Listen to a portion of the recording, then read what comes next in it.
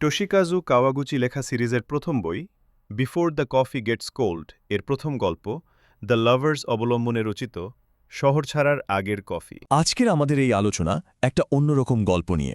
গল্পের নাম শহর ছাড়ার আগের কফি। ভাবুন তো, এমন একটা ক্যাফে যেখানে এক কাপ কফি শেষ হওয়ার আগে অতীতকে একবার ছুঁয়ে আসা যায়। একবার নিজেকেই প্রশ্নটা করে দেখুন তো, যদি জীবনে একবারের জন্য সুযোগ আসত অতীতে ফিরে গিয়ে বলা একটা ভুল কথা শুধরে নেওয়ার, সেই সুযোগটাকে কেউ হাতছাড়া করত? আমাদের আজকের গল্পটা ঠিক এমনই এক অদ্ভুত সম্ভাবনাকে ঘিরে।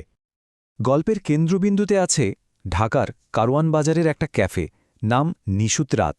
এর একটা খুবই অদ্ভুত নিয়ম আছে।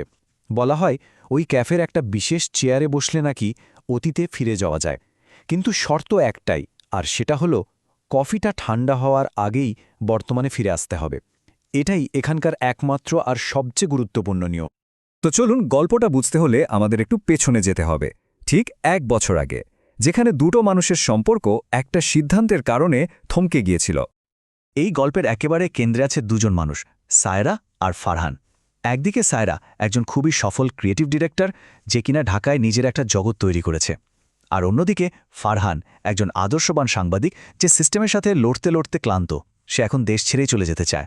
দুজনের পথ ঠিক এখানে এসে আলাদা হয়ে যায়। 1 বছর আগে ফারহানকে ঠিক এই কথাগুলোই বলেছিল সায়রা। তার কথার মধ্যে আত্মবিশ্বাস তো ছিলই, কিন্তু তার চেয়েও বেশি ছিল হয়তো এক ধরনের অভিমান বা বলা যায় অহংকার। ও হয়তো ভেবেছিল ফারহান তাকে ছাড়া যেতেই পারবে না, কিন্তু ওর এই ধারণাটা যে কতটা ভুল ছিল। ব্যাস, এরপর কেটে গেল পুরো একটা বছর, দুজনের মধ্যে শুধু নীরবতা আর বেড়ে চলা দূরত্ব। আর আজ ঠিক 1 বছর পর সায়রা একটা খবর পায়, ফারহান বিদেশে একা আর খুব অসুস্থ। এই ঘটনাটাই ওকে অতীতের মুখোমুখি হতে বাধ্য করে। এই খবরটা পাওয়ার পরেই সায়রা সিদ্ধান্ত নেয় সে তার অতীতের ভুলের মুখোমুখি হবে। আর এর জন্য ও বেছে নেয় সেই নিশুত রাত ক্যাফে, সেই জাদুকরি চেয়ার আর 1 কাপ ধোয়া ওঠা কফি। ক্যাফের মালকিন কফিটা এগিয়ে দিয়ে শুধু একটাই কথা মনে করিয়ে দেন। এই একটা বাক্যই যেন পুরো যাত্রার সময় আর গুরুত্ব দুটোই ঠিক করে দেয়। সামান্য এদিক ওদিক হলে কিন্তু সব শেষ। আর এখান থেকেই শুরু হয় গল্পের সবচেয়ে ইমোশনাল, সবচেয়ে গুরুত্বপূর্ণ অংশটা। সায়রা ফিরে গেছে 1 বছর আগের সেই বৃষ্টি ভেজা বিকেলে ফারহানের মুখোমুখি।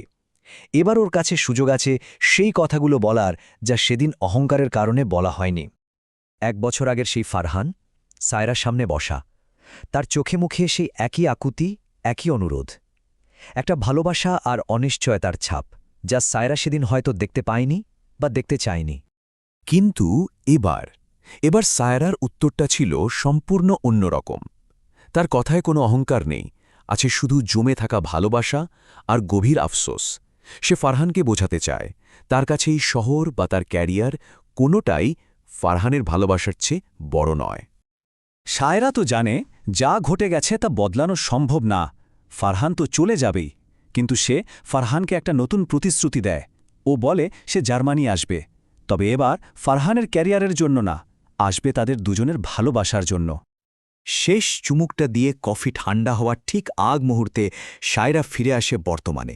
কিন্তু জানেন, ফিরে আসার পর তার মধ্যে কোনো আফসোস বা কষ্ট ছিল না। অতীতে না বলা কথাগুলোর বোঝা নামিয়ে দিয়ে ও যেন একদম হালকা হয়ে গেছে। মনের ভেতর যে দ্বিধাটা ছিল, যে আফসোসটা ছিল, সেটা এখন আর নেই। বরং তার জায়গায় এসেছে একটা পরিষ্কার লক্ষ্য। বর্তমানকে ঠিক করার জন্য যা যা করা দরকার সে এখন ঠিক তাই করবে। তার লক্ষ্য এখন একটাই, জার্মানি। আচ্ছা, সায়রা আর ফারহানের এই গল্পটা তো খুবই ব্যক্তিগত, তাই না? কিন্তু এই একটা গল্প আসলে আমাদের সমাজের আরও অনেক বড় একটা বাস্তবতার দিকে আঙুল তোলে। চলুন দেখি কিভাবে এই গল্পটা আমাদের দেশের একটা বড় সমস্যার সাথে জুড়ে যায়। এই যে সমস্যাটার কথা বলছি, এটাকে বলা হয় ব্রেন ড্রেন বা মেধা পাচার।